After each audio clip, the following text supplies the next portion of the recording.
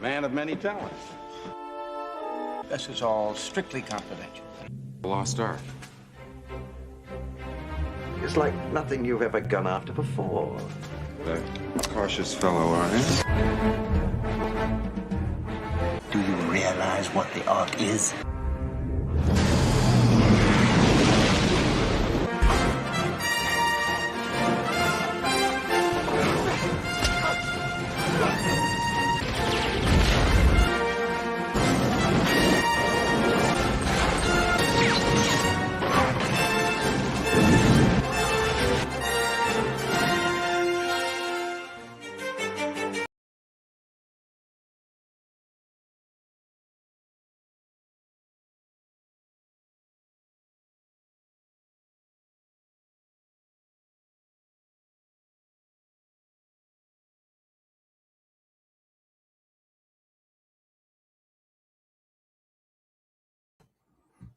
Hey everyone, how are we doing tonight? Thanks for joining me here on another Milk and Meat. This is here on Kingdom in Context. I'm Sean Griffin, and sorry for the technical delays there. I was trying to get this figured out to bring in the intro. So yes, many of you are wondering, that's just a face swap app that I use to take my face and put it onto Indiana Jones. So that's all that was. It just didn't do it very well. I couldn't actually get the details lined up too well with the app. But basically, we are in search of the Ark of the Covenant tonight. This is a really fun study in my opinion, because while we unfortunately can't go to remote locations with advanced filming, we're going to be doing this from our live stream tonight. So I want to thank you guys for joining us, because we're going to go through the scriptures as we try to figure out what happened to the Ark, and there's actual prophecy about the Ark, and a lot of people kind of either don't know, it's never been shown to them, or they just have never read it. And so we're going to read some of those scriptures tonight. I want to say hello to everyone that's joined us in the chat, and we appreciate you being here. Looks like we have a lively chat already. Get Righteous 0303, Shabbat Shalom. David Shear, welcome, brother. Shabbat Shalom. Clayton Linhart, Tony, Vicky Lott, welcome. Shabbat Shalom. Brooke Penny, Wendy Russell, Donna Flinky, David. Let me see here. Lindsay Wilkins, 25, or L Wilkins, I should say, 25. Miss Peggy D, welcome. Chauncey Lumb, welcome. And Blue Doves, Be Light. Welcome, everyone. Thanks for joining me. I hope you all had a good week. Hope you're getting ready to have a really good Shabbat. And if you're watching this and you observe Shabbat, that's just the fourth commandment. It's just, the Father has instructed us to take a day off from working and to rest. And it's a full 24-hour period. And many of you are celebrating that. So Shabbat Shalom to you. If you're not, you're welcome to check out some of our other broadcasts and some of our other videos on this channel. And we kind of review the idea of how the instructions of God are just his behaviors, and he keeps these behaviors himself in heaven above. So it's very consistent as far as instruction to mankind. And since his behavior never changes, therefore the instructions for his behavior to us never changes. And so Yeshua followed the same behavior. He kept Shabbats and took a day off of rest once a week. And we do the same. We practice his behavior, because that is how we disciple after our Lord and our Messiah, Yeshua. So I just want to thank everyone for being here. Ryan Hicks of Benjamin DOC, welcome. Shabbat Shalom. Kingdom Truther, welcome. Charlie Hanscom, welcome. Diana Biden and Yahweh and Judy Gonzalez, Andy Pandy, welcome. Welcome, everybody. I appreciate y'all being here. EFTUPWRLD, welcome. All right.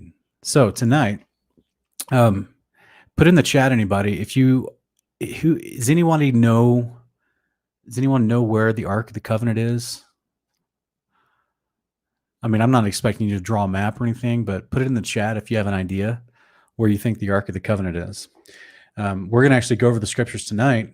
And many of you, like I put in the teaser intro from Indiana Jones clips, did you see the part of Belloc where it says the guy in the movie Indiana Jones, Raiders of the Lost Ark?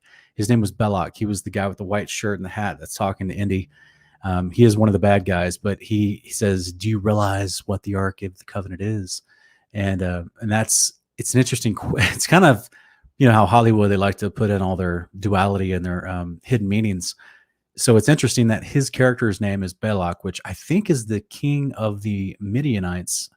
And that was the gentleman that tried to tell Balaam to curse Israel back in Numbers 22. So I just think that's interesting because no. Balak was in Indiana Jones. Balak was a French explorer. He ends up becoming bad because he ends up working for the Nazis, but he was a French archaeologist like Indiana, and he he ends up turning bad. But I just think it's interesting that they gave him that name, which I think is, I don't know, that's really wild. So we've got a couple of ideas here. Okay, I want to say we have some newcomers to the chat. James Henry, welcome. Miss Cindy Hoagland, welcome. Shabbat Shalom. And then we've got Bill Craddock, welcome. Tony, welcome. So we've already got about 3 or 4 different answers. Some people are saying that they believe Jimmy James and is also okay. So we got about 4 or 5 different answers. I was asking, where do we even think that the Ark of the Covenant is? And it looks like we got one answer that says Mount Ararat, another answer that says Jeremiah's grotto, another answer that says Ethiopia, another answer that's saying the firmament. Someone else suggests it's in Jerusalem in a cave. Someone else says it's in the tabernacle of Yah, which I guess would be similar to the other answer that it's in the firmament above. And another person says it's buried by the angels. And so, yeah, there's a lot of interesting. Yeah, I know Jimmy James is bringing up Ron Wyatt and what he claims to have already found it. And that's actually a really wild claim, right? Because did you already find it? That's interesting, because if he already found it, where is it? Why is it not being put on display? Why is there people still looking for it? But more than anything, what do the scriptures say? That's the famous, we probably should actually just get a t-shirt that says, what do the scriptures say? Because I end up saying that like all the time. We hear what has been passed down to us. We hear answers to questions that have been passed down to us through people we respect, or other teachers or pastors or our parents or things like that. But many times it's not what the scriptures say, because that answer was passed down to them too, and it's just being repeated generationally. So I think it's interesting. Like tonight, we're going to actually look at what the scriptures say about where this thing possibly is and why, and will we ever see it again? And I'm going to suggest, yes, we are going to see it again. That's part of the prophecy, but there's a specific timing. So let's look at that. Someone else said it's in Qumran. Jeremiah dropped it off. Semcoder, welcome. Psalm 119, welcome. Thanks for being here. Lying Within Us, welcome. Thanks for being here. Yahweh, King Yusuf Enochian Bible, welcome. So yeah, there's a lot of speculation, right? We've got 6 or 7 just in this small chat right now. We have 6 or 7 people trying to guess where in the world is the Ark of the Covenant. But let's start digging into the scriptures, and we'll go to what the scriptures say about this topic, and we're going to look at it kind of in depth. Okay, guys. I don't have a ton of scriptures, but the ones that we're going to look at, I'm going to address some circumstantial details about the Ark that is really important, that I've seen people question over time when they ask about this topic. There's always but what about this? But what about this? So we're going to try to address some of that stuff tonight. 2 Kings 25, 1-5. And it says, now in the 10th year of his reign, on the 10th day of the 10th month, Nebuchadnezzar, king of Babylon, came, he and all his army, against Jerusalem. They camped against it and built a siege wall all around it. So the city was under siege until the 11th year of King Zedekiah. On the 9th day of the 4th month of the famine was so severe in the city, there was no food for the people of the land. Then the city was broken into, and all the men of war fled by night by the way of the gate between the 2 walls beside the king's garden, though the Chaldeans were all around the city, and they went by way of the Arabah. But the army of the Chaldeans pursued the king and overtook him in the plains of Jericho, and all his army was scattered before him. So this is in Jeremiah 25, 1-9. And I just want you to take note, everyone, that in this passage here, we actually have, one second. If you guys haven't already subscribed, please do. I forgot to hit the subscribe. Tell you guys to subscribe. If you haven't already subscribed to this channel, make sure you do that before the broadcast is over. Please, if you enjoyed with the content that we're doing tonight, give a thumbs up, drop a comment, and share it on social medias. That way, other people can be blessed by it. So we appreciate you. And as always, if you want to access these slides that I've prepared tonight with the scriptures and the different pictures and graphs and different things that I make every week, you can access those on Patreon. And that site is at Patreon/Kingdom in Context. It should be on the screen below. So the reason why I chose 2 Kings 25 is because in 2 Kings 25, we have some unique details about Nebuchadnezzar sieging in the 9th year of his reign. And it said the city was under siege for some time, and then it was until the 11th year of King Zedekiah. So what's interesting is that if you guys aren't familiar, when they sieged an ancient city, they would surround it. They would try to cut off its water, food supply. And so that you just basically starve the people out. It was an easy way well, it wasn't always easy, but it was an effective way, let's put it like that, against ancient city nations who used to build huge walls around their city to enclose themselves off. And the armies would just circumvent the whole place, try to starve them out. And this moment here was prophesied by Isaiah earlier, and when he was talking about you're going to get to a point where you're eating your own children because you're going to be starving. So this is a point where Nebuchadnezzar, king of Babylon from Chaldea, he comes over with an army, and he's trying to actually siege and overcome the city of Jerusalem. And he does. So he actually comes in. But what's interesting is what I want everyone to take note of. It says that he built a siege wall all around it, and it says the city was broken into.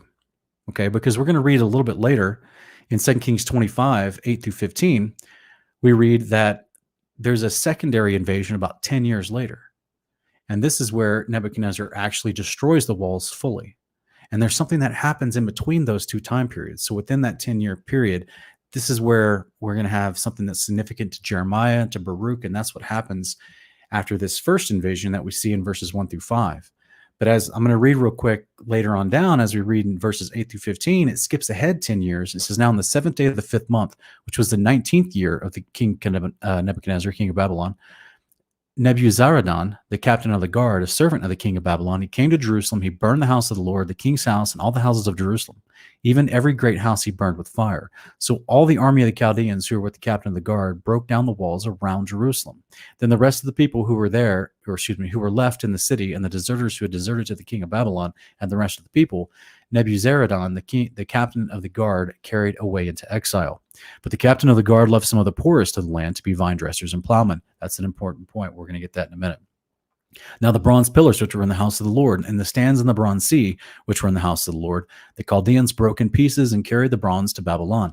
They took away the pots, the shovels, the snuffers, the spoons, and all the bronze vessels which were used in temple service. The captain of the guard also took away the fire pans and the basins, which was fine gold, and what was fine silver. That's an important point, is what they actually took on the secondary attempt, where it wasn't really an attempt. The second time the armies of Babylon came against Jerusalem, 10 years after King Zedekiah was taken, the second time is when they took all this gold and silver and all this stuff, and this is when they burned everything down. The first time they broke into the city is a little bit different. The second time they came, they burned, they destroyed all the walls, what would we call razing them. They're razing them, meaning they destroyed them to the ground. There's two different ways you can use the word raise. So they razed it to the ground. They took all the gold and silver, basically, some of the things that were in the temple, or the treasury of the temple. And we're going to read about that here in a minute. This passage is also covered. Everything I've been reading for 1 Kings 25 is also covered in Jeremiah 52. All right, pretty much the bulk of the chapter.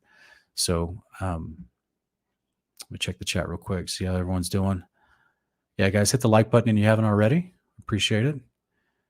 And I just want to thank you all moderators for being here. And for helping us out, keeping the chat civil and loving. All right, guys, I'm gonna read a few more verses here. We'll get back to it. All right, 1 Kings 7. We're gonna jump back a little bit, and we're gonna get some more detail, because we saw the idea where the Babylonians had broken into Jerusalem. Now let's go back and see what was in Jerusalem when they broke into it. And we just read in the latter portion of 1 Kings 25 that they had taken all these articles of gold and silver.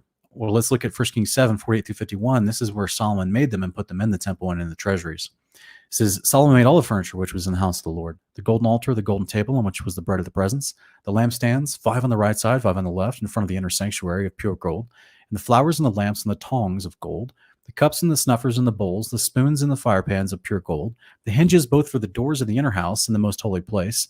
Those are some expensive hinges. And for the doors of the house, that is, of the nave, of gold. Thus, all the work that King Solomon performed in the house of the Lord was finished. And Solomon brought in the things dedicated by his father David, the silver and the gold and the utensils, and he put them in the treasuries of the house of the Lord.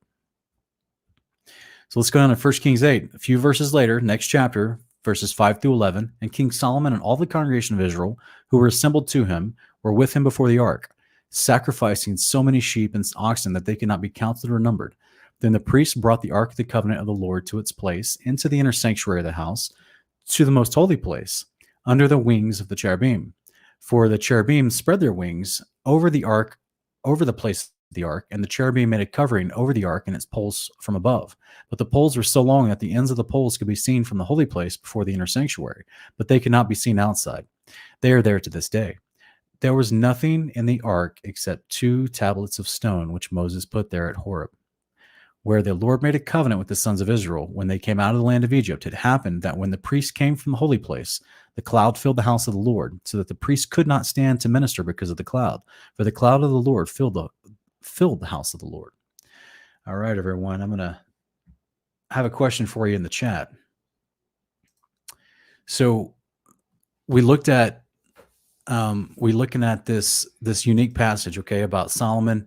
He's making all this interesting stuff for the temple that's been built, all the particular utensils and tools that they needed to do the service of the temple. And while they're dedicating it, there's a unique phrase that's put in here that there was nothing in the ark except the 2 tablets which Moses put there at Horeb. So let me know in the chat, where do you guys think happened to the rod that budded that they put in the ark? And also the manna. You remember they put the manna in a jar, and they put that in the ark as well. So those supposedly were the 3 things that were originally in the ark back in the wilderness. And this is what is spoken about in Hebrews. I think it's Hebrews chapter 5. So question for anyone in the chat. Do you guys remember a verse where they took that budded rod of Aaron or that manna and they took it out of the Ark of the Covenant at some point? So let me know if anyone has any ideas, because I can't remember one. And if I've overlooked it, please put it in the chat. But while I was doing this study, I couldn't find it. So let me know if you guys have any ideas on where those may be or when those may be taken out. So I don't see anyone answering right off the bat. So I'm just going to guess maybe either someone's researching it or they don't know yet. Not sure. All right. So basically, keep that in your mind that there's already things that I guess what I'm trying to say is, even by the time we get to Solomon's day, the Ark of the Covenant is not in its original capacity. Yet, as we just read in 1 Kings chapter 8, the glory of the Lord drops down in this house, fills the house. The servants and the priests have to leave because the glory of the Lord is so strong. When they are inaugurating the temple and it's being ordained by the Father, him putting his stamp on it, if you will, saying, "This is the place where I put my name." And it doesn't have the original things they put in the ark a long time ago. So I guess what I'm trying to say is I guess what we're trying to address is the idea that the Ark of the Covenant has been touted many times by denominations and like Hebrew root denominations and Torah observance ministries. Will be touted that this was like the creme de la creme, like the ultimate. You can't touch it, you can't mess with it. Even, I mean, obviously the scriptures tell us only certain priests were allowed to touch it through the Levites. Otherwise, people would die if they were not allowed to touch it under specific instructions. But I'm talking about, like, clearly the people that could touch it were taking stuff in and out of it. They were doing things with it. They were moving it around. We know that, but they were actually apparently doing stuff with it. Now, think about all the time that we have from the time that when the children of Israel come into the land and they're under the command of Joshua. And then we get the rest of the book of Joshua. They have a lot of war, but they don't fully drive out all the inhabitants of the land. Those inhabitants then become a snare to the Israelites, as was prophesied in Leviticus 26 and Deuteronomy. But then also we have the angel telling them in Judges chapter 2, because you guys haven't driven these guys out, that you're going to start, your sons and daughters will rebel, transgress the covenant, start worshiping their idols. And then the people are mourning because they are living around remnants of the Canaanites that had always been there, the Amorites, the Hittites, all these different clans, the Amalekites. And we see them fighting against those people and being subjugated and oppressed by those people from time to time, all the way up until the days of David. Here in like 1 Samuel, all the way up to 1 Samuel chapter 32. So what's interesting is that the ark is used a few times during battle when all this is going down. And it makes me wonder, the only people that we know that opened the ark were the Philistines. You guys remember that? When the Philistines captured the ark during the days of David? So what we just read in 1 Kings chapter 8, it's Solomon. That's David's son. So this is years after Solomon's already been made king. David's dead. Solomon's now taking over the construction project that the Lord gave the plans to David, and he's built the house of the Lord, and now they're filling it up and they're inaugurating it with the wonderful sacrifice, joy, and celebration. And they got an ark that just has the tablets in it, but no budded rod and no manna. So it makes me wonder, is that where it all went? Did the Philistines take out the budded rod and the manna, but left in the tablets because at that point it was already killing people? But we know that the Philistines had it for a certain amount of time. And then they finally, they gave it back because it was causing tumors and they were freaking out. So it's very interesting, right? At the same time, we don't know if someone else in Israel, through all the reprobate kings they had during the days of the judges, if they messed with the contents of the Ark of the Covenant.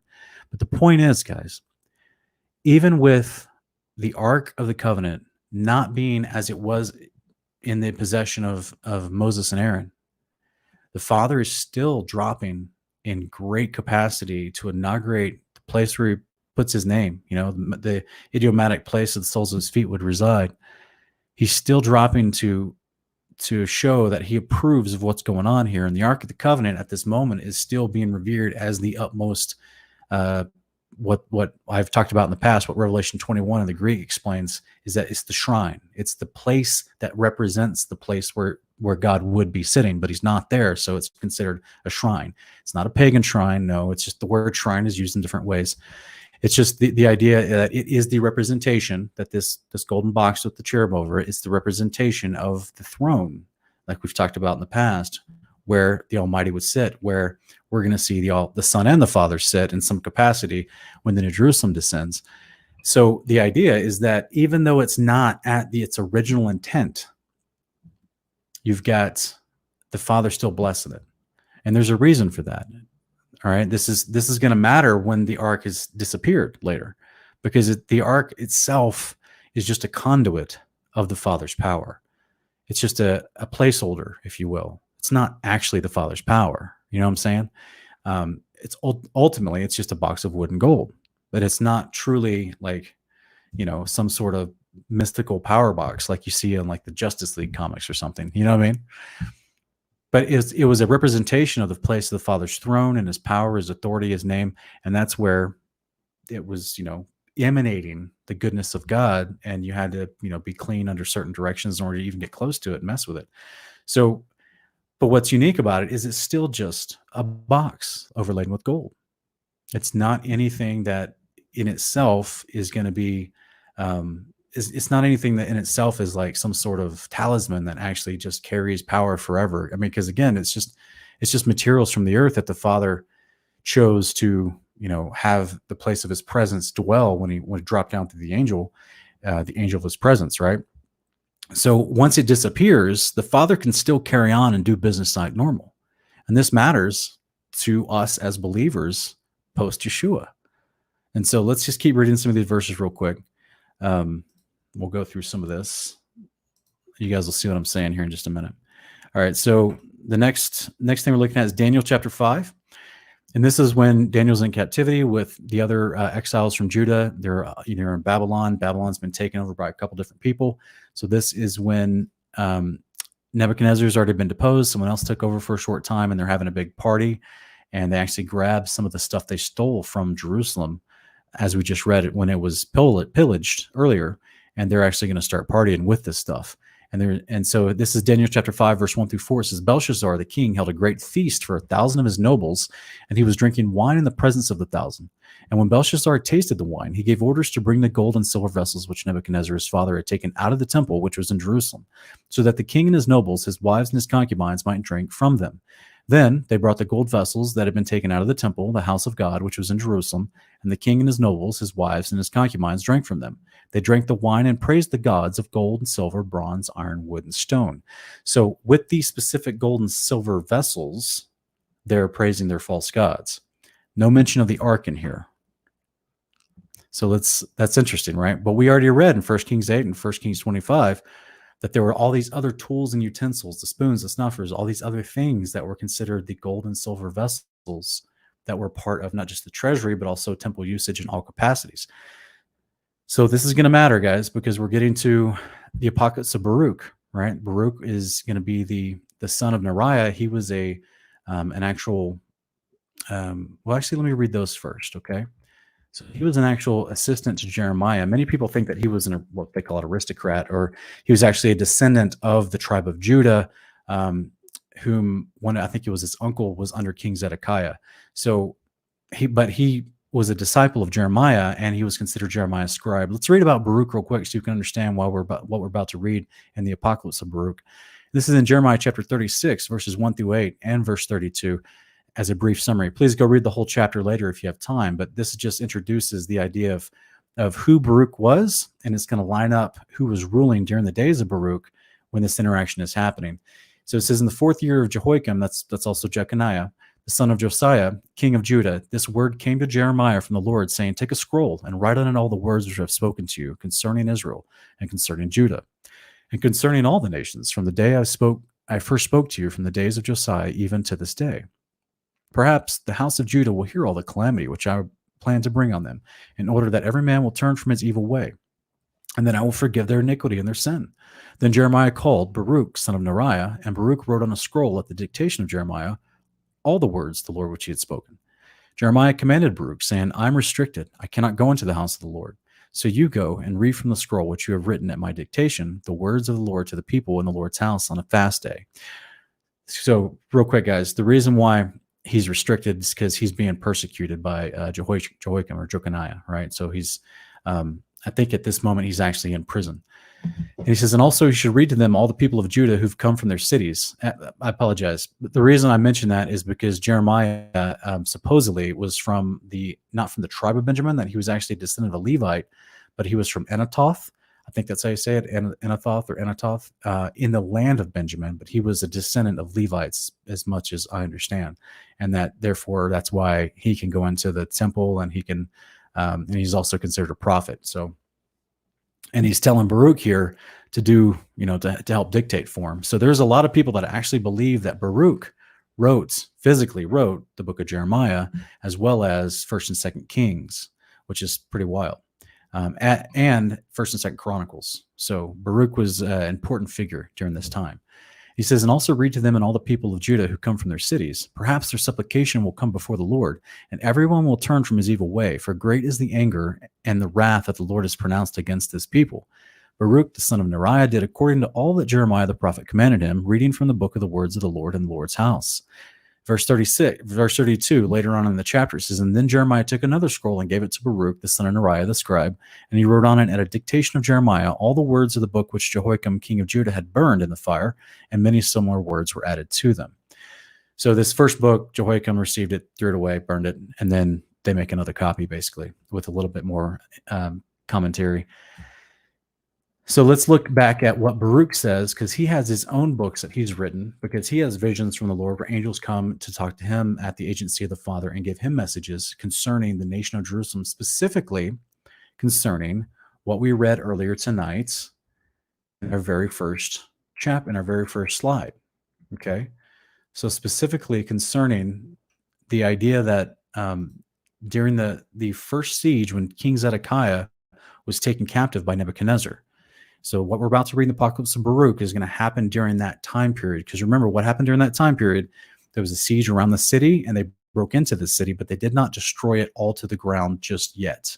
Okay, so there's some distinctions that we're lining up context with so that we can understand the full story, because it happens in two different places, basically, two different time periods over 10 years. So let me check the chat real quick and see how everybody's doing. All right, so it looks like,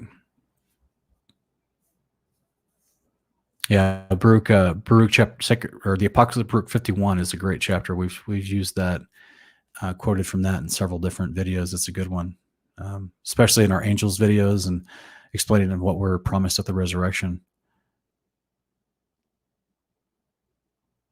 So Blue Doves is saying that number 1710 was saying that the rod and the manna was placed before the Ark of the Testimony and not in it. That may be a great point. If that, I mean, I'm going to go look at it real quick, because sometimes you have to look at the translation. So it says in number 1710, before the Ark of the Testimony, so take quiet. Okay. Before the Ark of the Testimony. In front, stay near the sacred chest as a warning. Okay.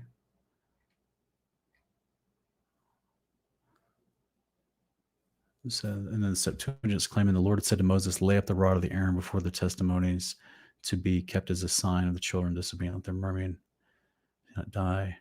Okay.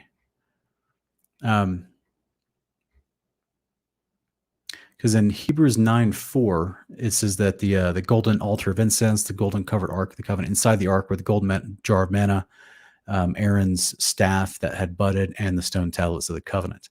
So it makes you wonder if there's, again, more information that we don't quite have as far as where this stuff went. Where did the staff go? Did they take it just in and out of the ark? Did the manna come in and out of the ark from time to time? It's interesting, because by the time we get to the days of Solomon, they don't even mention it anymore. So that's interesting. And if you look at the surrounding context of Hebrews chapter 9, it's not talking about the days of Solomon. It's talking about the beginning of the ark. But thank you guys for dropping that in the chat. See, that's why I love the community. I love that you guys are still researching that as I'm reading. I put a bug in you and you're going off to research it. That's great. That's how we do it.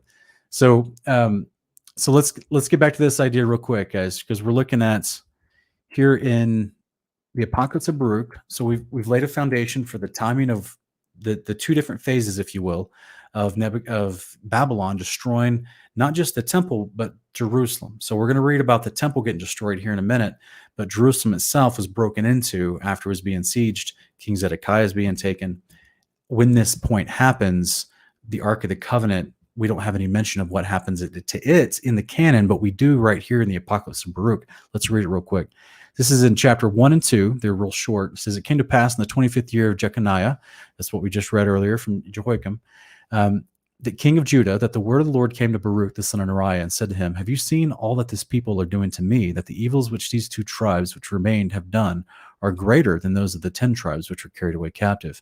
For the former tribes were forced by their kings to commit sin, but these two of themselves have been forcing and compelling their kings to commit sin. For this reason, behold, I bring evil upon this city and upon its inhabitants. Real quick, guys, just in case you're wondering what he's referring to, that's Jeremiah chapter 3, verse 6 through 10, where he's talking about how Judah did not return to him in faithfulness, but returned to him with treachery. So you guys might remember my Identity Crisis Averted video, where I give the big timeline, and I break down the different invasion phases of the Assyrian kings with the northern houses, and then as we're reading about here with the Babylonian king, and they invaded over 3 different waves. First one taking out Zedekiah, and then over 2 different other times to fully exile all of the southern kingdom. So between the 100+ years that the northern kingdom was exiled first, and then 100+ years later the southern kingdom, this is where Jeremiah is writing this statement. This is where Jeremiah chapter 3 happens, where he's the Lord's prophesying through him to say that Judah, the southern kingdom, was more treacherous than the northern kingdom. Returned to him not with sincerity of heart. And this is what we see because they had a good king, a bad king, good king, and then finally he exiles them too, right? So this is what's being mentioned here in the Apocrypha of Baruch as well. It says, for this reason, behold, I bring evil upon this city and upon its inhabitants, and it shall be removed from before me for a time, and I will scatter this people among the Gentiles, that they may do good to the Gentiles, and my people shall be chastened, and the time shall come when they will seek for prosperity of their times. For I have said these things to you, that you may bid Jeremiah and all those that are like you to retire from the city, for your works are to the city as a firm pillar, and your prayers as a strong wall. He goes on in chapter 3 and 4 real quick. He says, and I said, O Lord, my Lord, have I come into this world for this purpose, that I might see the evils of my mother? He's speaking metaphorically, using the term mother about Jerusalem. And not so, my Lord, if I have found grace in your sight, first take my spirit that I may go to my fathers, and not behold the destruction of my mother. For two things vehemently constrain me, for I cannot resist you. Sorry to keep stopping, guys, but it just cracks me up. As I was studying this, I was like, boy, I bet the tulip Calvinists would love this passage, right? He says, for I cannot resist you, and my soul, moreover, cannot behold the evils of my mother. But one thing I will say in your presence, O Lord, what therefore will there be after these things? For if you destroy your city and deliver up your land to those that hate us, how shall the name of Israel be again remembered? Or how shall one speak of your praises? Or to whom shall that which is in your law be explained? Or shall the world return to its nature of aforetime, and the age revert to primeval silence? And shall the multitude of souls be taken away, and the nature of man not again be named? And where is all that which you did say regarding us? And the Lord said unto me, this city shall be delivered up for a time, and the people shall be chastened during a time, and the world will not be given over to oblivion. And by the way, this is a translation from the Aramaic. And I have not had a chance to actually look at the original Aramaic scroll and test this, but I would guess that when he's talking about the world will not be given up to oblivion, he's talking about the land that's always been referenced in prophecy and the scripture. Was this area what was considered the promised land, where the New Jerusalem is going to sit down, this land of promise, because he would say the earth, the land, and many translators might put the word world there. I hope that makes any sense, but that's just a guess. That's just a little bit of speculation after lots of study of these writings from this time period. So, but if we go into chapter 4 real quick, and it says, do you think that this is the city of which I said, on the palm of my hands I've engraven you? This building now built in your midst is not that which is revealed with me, that which prepared beforehand here from the time when I took counsel to make paradise, and showed Adam before he sinned. When he transgressed the commandment, it was removed from him, as also paradise. And after these things, I showed it to my servant Abraham by night among the portions of the victims. And again, I also showed it to Moses on Mount Sinai when I showed to the likeness of the tabernacle and all the vessels. And now, behold, it is preserved with me as paradise. So go therefore and do as I command you. Now I'm going to stop real quick, guys. If you've come to Kingdom in Context in the last year and you've never seen me talk about this passage or explain this, go check out our Honor of Kings season 1, where we review, I think it's episode 14. We review this passage in the Apocalypse of Baruch. We also talk about, it's chapters 18 and 19. We talk about the Apocalypse of Abraham. That explains and goes into great depth of how Abraham was shown it among the portions of the victims at night. That's in Genesis 15 moment when he saw a vision. And Moses, as I've talked about in great detail, even in my very first videos on this channel, which is Do You Really Know Jesus' Message? The Gospel of the Kingdom videos that are in my beginners playlist, I explain the ideas of Moses from Hebrews chapter 8. It's a verse we're going to read in a little bit, of how he also on Mount Sinai got a glimpse, a vision of the heavenly tabernacle above. And this is what Yahweh through this angel is telling Baruch in this moment right now. He's saying, you think this city is what's promised to you? You think this is the big deal? This ground-based daughter Jerusalem that's on the ground? No. The real thing, Mother Jerusalem, Galatians 4:26, the real deal is coming down from above. It's with him now. It's reserved with him as paradise. This was what Adam saw when he was in the garden. This was what was shown to Abraham and Moses. This is what's coming down in Revelation 21 as the Garden of Eden expanded and made bigger into the Garden of Jerusalem. This is the mother above that Paul mentions in Galatians 4:26. So this is the actual Zion that we get to see in Isaiah chapter 60 and so many other places. So this is what Baruch is having this moment right now where he's kind of freaking out because the armies are invading. They're besieged the city, and he's like, "Man, it's all over. It's all over. Who's going to spread the hope of your glory and your name, and who's going to teach people your word?" And like, I love Baruch's heart. He's got an incredible heart, but the Father had to remind him of what he was lacking, what he was forgetting about prophecy, and about what he didn't understand about the word, which was, hey man, you're just in the shadow. You're just in the copy right now. This whole thing that you've been doing on the ground, it's just a copy of what's going to be forever when I bring my house down, which is the real thing. So that's why this matters. But he goes on to say, and I answered and I said, so then I'm just destined to grieve for Zion, for your enemies will come to this place and pollute your sanctuary and lead your inheritance into captivity and make themselves masters of those whom you have loved. And they will depart again to the place of their idols and will boast before them. And what will you do for your great name? In chapter 5, he goes on and says, the Lord said to me, my name and my glory are unto all eternity. I love the Lord's response to him. It's kind of like, it's almost like you can just hear the confidence and the dismissal of Baruch's, whining and immature questioning of like, what in the world? Like, it's almost like Baruch is trying to emotionally motivate Yahweh to change courses or to do something miraculous in this moment by trying to, throw some guilt at him. Like, well, what's going to happen with all this stuff that's supposed to be good and righteous? What are you going to do for us? And what about your great name? And he's pulling out the trump card of calling on his authority, right? Baruch is saying, what about your authority? Are you going to let that be besmirched? Like what, and he's trying to get the Lord to do something here, but the Lord just like, nah, I got plans, man. You need to catch up to me, and I don't need to be acquiescing to you. You need to catch up to my plans. So the Lord said to me, my name and my glory are unto all eternity, and my judgment shall maintain its right in its own time. And you shall see with your eyes that the enemy will not overthrow Zion, nor shall they burn Jerusalem, but be ministers of the judge for the time. Okay, so this is what he's saying, for the time. So what do we read back in 1 Kings chapter 25?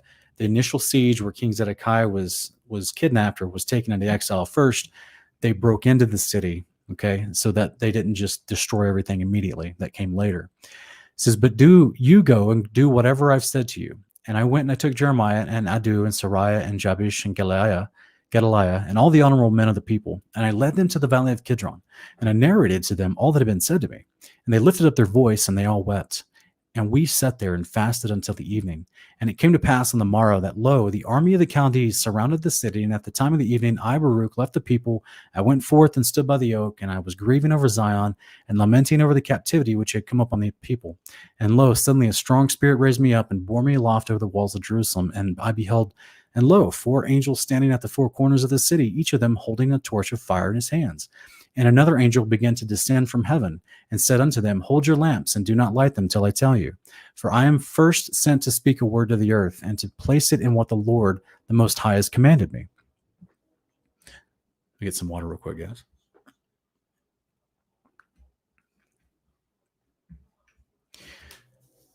So he says, and I saw him descend into the Holy of Holies and take from there the veil, the holy ark, the mercy seat, the 2 tables, the holy raiment of the priests, the altar of incense, the 48 precious stones, wherewith the priest was adorned, and all the holy vessels of the tabernacle. And he spoke to the earth with a loud voice, earth, earth, earth, hear the word of the mighty God, and receive what I commit to you, and guard them until the last times, so that when you're ordered, you may restore them, so that strangers may not get possession of them. For the time comes when Jerusalem also will be delivered for a time, until it is said that it is again restored forever. And the earth opened its mouth and swallowed them up. So let's read real quick in chapter 7 and 9. And it says, after these things I heard that angels say unto those angels who held the lamps, destroy therefore and overthrow its walls to its foundations, lest the enemy should boast and say, we have overthrown the wall of Zion, we have burnt the place of the mighty God, and they have seized the place where I've been standing before. Now the angels did as he commanded them, and when they broke and up the corners of the walls, a voice from the interior of the temple, after the wall had fallen, saying, enter, you enemies, and come, you adversaries, for he who kept the house has forsaken it. So this is where I'm always talking about context, guys. If you read like just only the very first passage here in verse 7, where he says, take your lamps and overthrow the walls of Zion. You're like, oh, then that's when it happened. No, if you read on a few sentences later, it says they just destroyed the corners and then told the enemy, come on in. And they're doing this so that the Babylonian army and Nebuchadnezzar cannot boast and say they overcame Jerusalem. They're doing this so that they're going to come in and he's going to destroy the temple and everything. Or they're coming into the interior of the temple, but they're coming in. This is done intentionally by the angels. It's not done by the invading army. So that's something interesting. And they're not breaking down the entirety of the wall at this point, just the corners. That's all you need for the army to get in. So it's interesting. It says, and I, Baruch, departed, and it came to pass after these things that the army of the Chaldees entered, seized the house and all that was around it, and they led people away captive and slew some of them. They bound Zedekiah the king and sent him to the king of Babylon. And I, Baruch, came, and Jeremiah, whose heart was found pure from sins, who had not been captured in the seizure of the city, we rent our garments, we wept and mourned, and fasted 7 days. All right. So how did Baruch and Jeremiah not get caught up in this invasion and get taken away? That's the interesting part, right? Or at least, hopefully, that's what you're asking. Because we just read about what the angels did. The angels supposedly are the ones who went to the Holy Holies. They took from there the veil, the holy ark, the mercy seat, 2 tables, the holy remnants of the holy raiment of the priest, the altar of incense, and the 48 precious stones.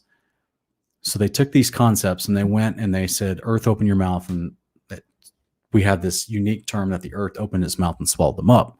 So we know that the earth doesn't have a literal mouth. We know that the earth doesn't literally swallow things and ingest it. This is what we would call metaphor, a simile. This is a application of a term, what's an anthropomorphic application of something that's not alive being given attributions of something that's alive, right? So this is just a figure of speech, okay? And we're going to explore that figure of speech here in just a minute so we can ascertain the location of the Ark of the Covenant. Let me just check the chat real quick and see how everyone's doing. So hopefully I'm making this as clear as possible tonight. That's my goal, is to try to make this as clear as possible. So let me see if there's any questions and people have in the chat. If you do have a question, I'm going to try to get to them here in just a minute when I finish the verses, and we'll do the actual Q&A. Just make sure you put it on all caps so that the moderators can see it and that they can remember to help me address it. All right. So the reason why I'm taking a little bit of time with this, folks, is because the details matter when it comes to this. This is why, in my opinion, this is why there's still people running around saying, we need to go find the Ark of the Covenant, because they overlook the details and they get excited about the idea, or they watch movies like Raiders of the Lost Ark and they think that it's still something that's lost. Guys, it's not lost. It's been intentionally hidden. And we're going to explain that here in a minute.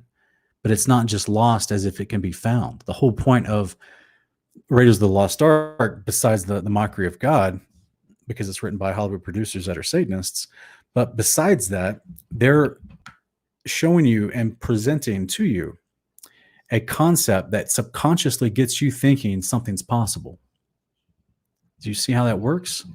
The whole point of that movie, you walk away thinking, wow, where is the Ark? Could I find it? Could someone actually find it? Archaeologist who's financed well enough and maybe follows the right clues, and could they actually go find it? That's wild. What's going on with the Ark? And then how does that play into other political narratives that we see today? We see modern Judaism talking about, oh, well, we got the Ark. We just, we're bringing it back when the Messiah returns. And you're like, wait, what? Then you have the Ethiopians, where they have a tradition that they claim they have the Ark. And they have a church that has a super deep basement, and they have a dude that dedicates his whole life to go down there and guard something. So they claim that they got the Ark. But is this the original Ark? Were there more than one Ark? What did we just read? We just read that these angels, during the first siege of Jerusalem, when Zedekiah was taken in exile by Nebuchadnezzar, that the angels come and took the Ark of the Covenant, and earth opened its mouth and swallowed it. We're going to get into that in a minute, but the point is that they took it and removed it from the Holy of Holies. So when Jesus is walking around and he's going to the temple, and the high priests are doing their Day of Atonement thing. Is that the original ark? What's the point? There, did they find it again? Was there even an ark in the temple when Jesus was on the earth? Because that's happening about 500 years after the stuff we're reading here. So the reason why I'm asking all this, guys, is because I need you to I want you to be thinking and questioning along these ideas than I am, so that you understand where we're going with this here in just a minute. But what we read in these first 9 chapters of Baruch is super important for us to understand that angels are physically involved. Just like we read in 1 Kings chapter 8, angels are physically involved. Just like we read at the angel that went before in Exodus 23, went before the encampment of Israel.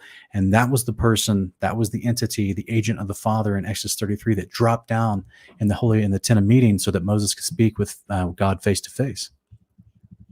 That was all this interaction is happening. There's lots of angels being involved to take care of the Father's business on the earth.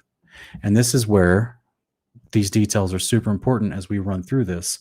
So let's go and finish up real quick. It says, we already read about Baruch, but let's go to 2 Maccabees, okay?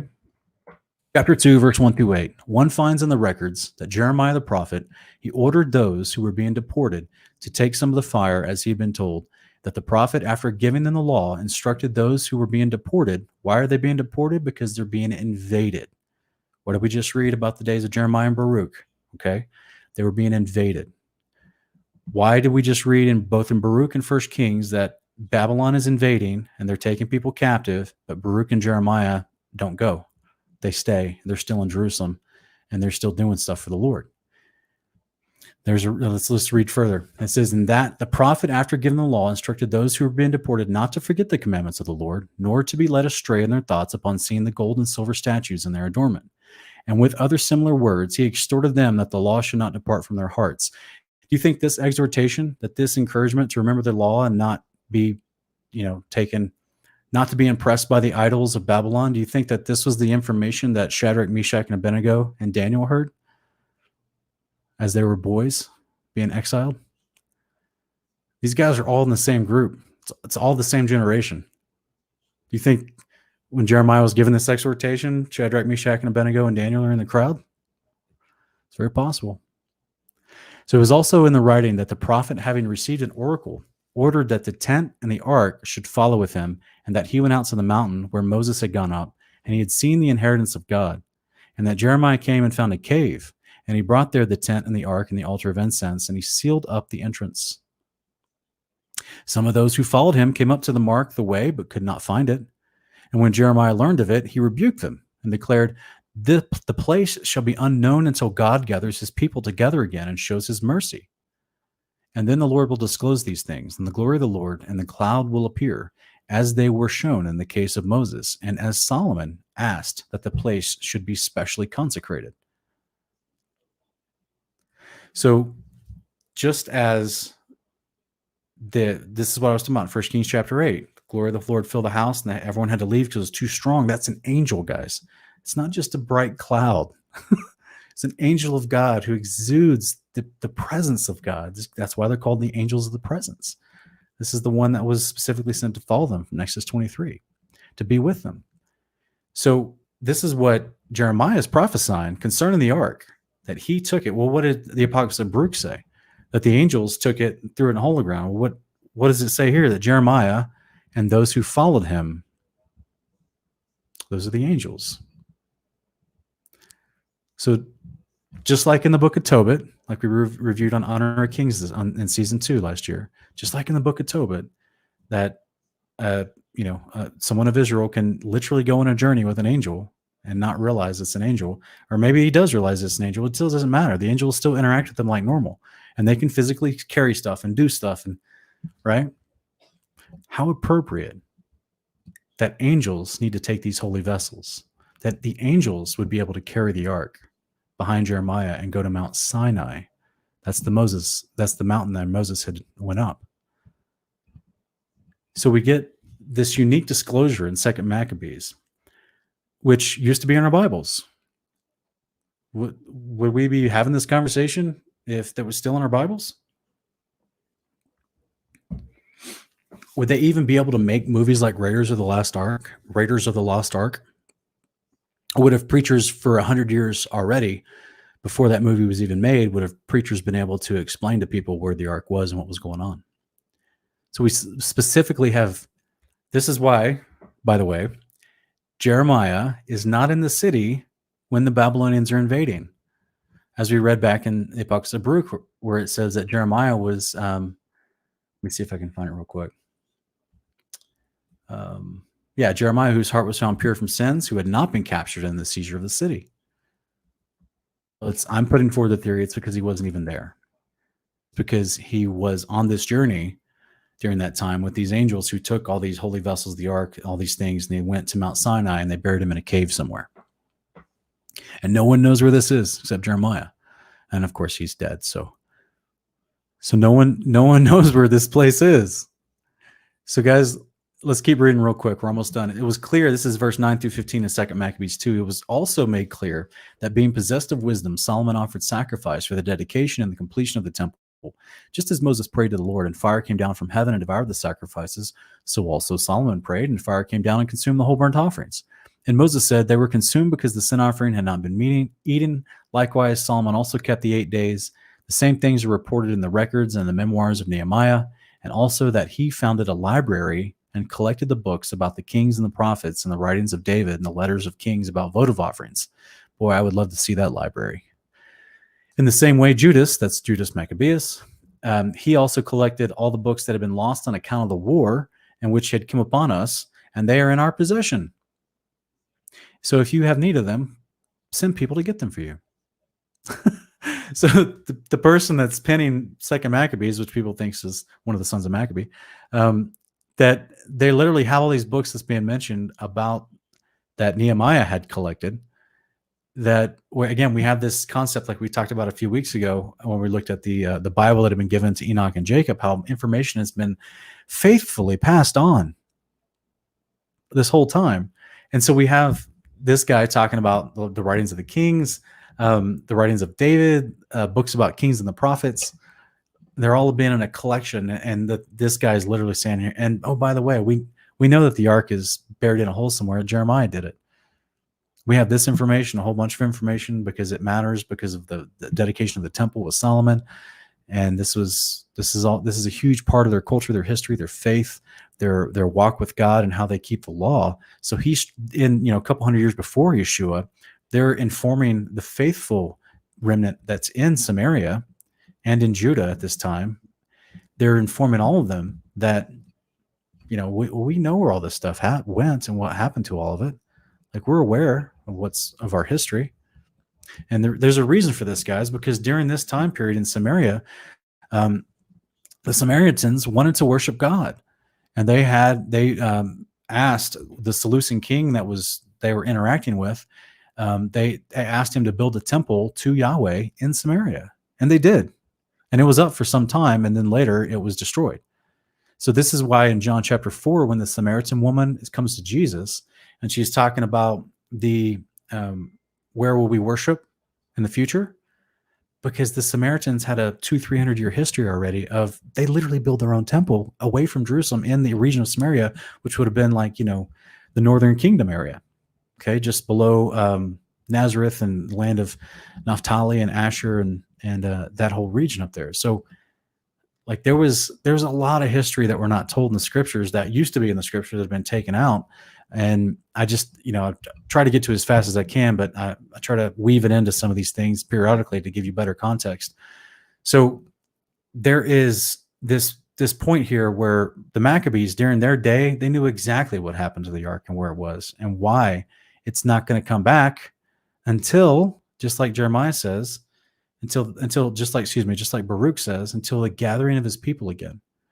So you have, I guess Jeremiah is Baruch when it comes to these letters because they're written by Baruch. So, but you've got this idea here that the place shall be unknown until God gathers his people together again and shows his mercy. Guys, if you haven't seen episode 1 of our first Exodus Milk and Meat live stream that we did about 6 weeks ago, please go check that out in the playlist. because we go over that gathering in great detail. It's the resurrection. It's the day of the Lord when he actually comes down, when the glory of the Lord will appear, as it says at the bottom here in verse 8. And his angels come with him, his angels of power and his angels of presence. And literally Yeshua's on the earth, more powerful and more authority than any angel around him. So it's gonna be pretty amazing, right? And why would this box, right, that was overlaid with gold, why would it matter that he's going to get it and make it appear again when he returns? Jeremiah chapter 3, 15 through 18. And I will give you pastors according to mine heart, which shall feed you with knowledge and understanding. And it shall come to pass, when you be multiplied and increased in the land, in those days, says the Lord, they shall say no more, the ark of the covenant of the Lord, neither shall it come to mind, neither shall they remember it, neither shall they visit it, neither shall that be done any more. At that time, they shall call Jerusalem the throne of the Lord. That's the new Jerusalem that comes down out of heaven, the paradise you read about at the beginning of the apocrypha of Baruch. And all the nations shall be gathered together unto it. That's the gathering that we're talking about. Not only the resurrection, but all this. We covered that in episode 3 of our Milk and Meat live stream called Survivors of the Nations, I believe. And that's where it's part of our second Exodus series that we talked about. So you're welcome to go check that out. We give all the verses that talk about both the resurrection is considered a gathering, and then after the New Jerusalem sets down, all the nations are gathered to him as well. And it says, neither shall they walk any more after the imagination of their evil heart. And in those days, the house of Judah shall walk with the house of Israel. Hallelujah. And they shall come together out of the land of the north to the land that I've given for an inheritance unto your fathers. And that is the kingdom come, the New Jerusalem. That's the inheritance we're given. Isaiah 54:17. All right. Revelation 11:9, the Ark of the Covenant. There is an Ark of the Covenant, a real one in heaven. So it's here, Revelation 11:19. And the temple of God was opened in heaven, and there was seen in his temple the ark of his testament. And there were lightnings and voices and thunderings and an earthquake and great hail. And this is the moment of the seventh trumpet that's happening. And he is actually Yeshua is about to come back with the angels and do vengeance upon the earth. The wrath of the Lamb is literally starting, where he's coming down out of heaven. The Ark of the Testament is seen by John in this vision in heaven when this moment happens. So the Ark of the Testament is the one that Moses used all the way up to the days of Solomon, and we see being buried by Jeremiah. That's in a hole in the ground. We don't know where that is, but it's just a replica of what was already in heaven. That's why it can be in a hole in the ground. Doesn't really matter. The whole thing, all that we're doing down here is Leviticus 18:5. We're practicing the ways of the Father, his behaviors. Part of his behaviors is he has a temple, the one that's being seen in Revelation here, and he has an ark, and he has a priesthood, and they do sacrifices. You see what I'm saying? Everything that we were given as mankind through the descendants of Jacob, as the nation of Israel, through the authority of Moses, through the agency of the Levites, and specifically the Aaronites in the book of Exodus, was a copy. It's a copy, it's a practicing of our eternity. Hebrews 8:1-5. Now of these things which we have spoken, this is the sum.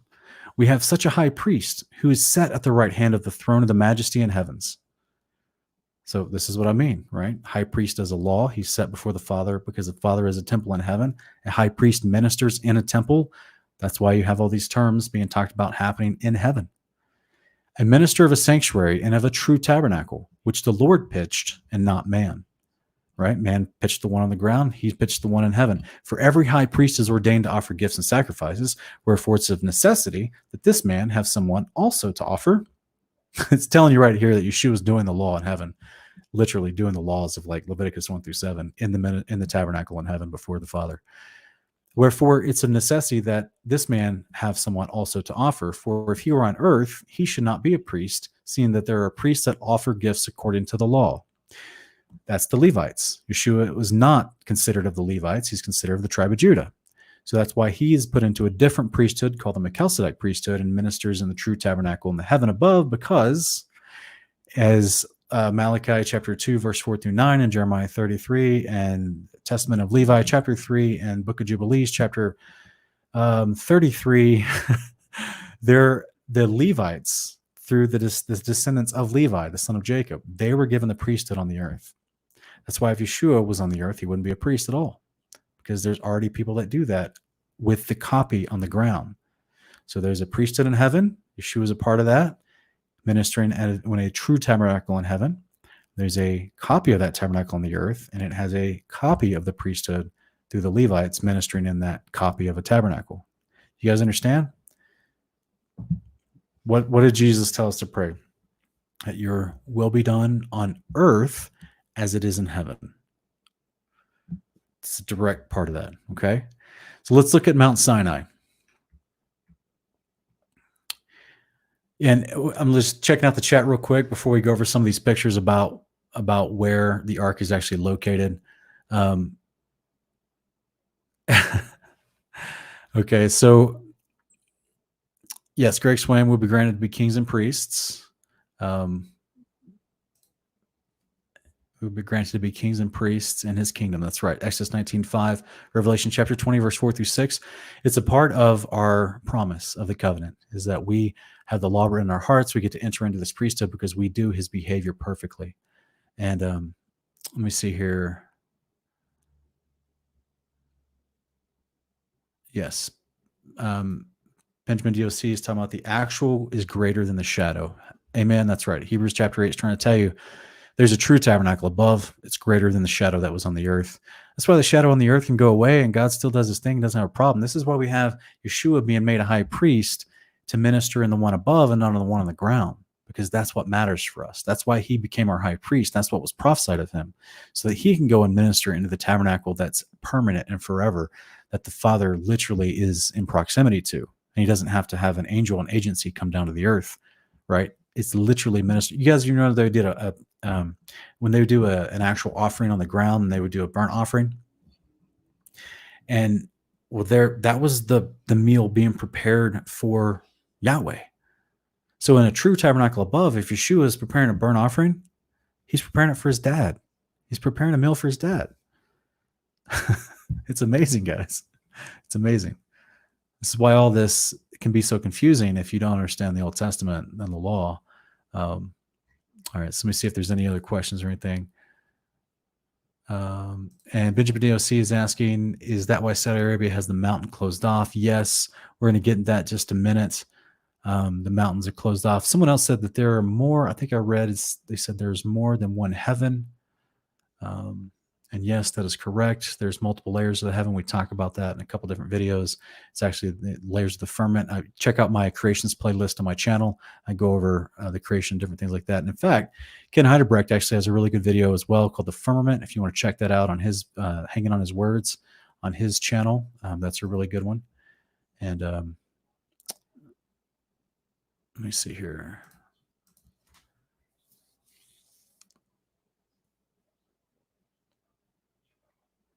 All right. Yeah. Andy Pandy makes a good comment. He's saying the day of the Lord be great for some and terrible for others. That's right. Zephaniah 1 calls it a terrible day. Nahum chapter 1, verse 7, I believe, calls it a terrible day.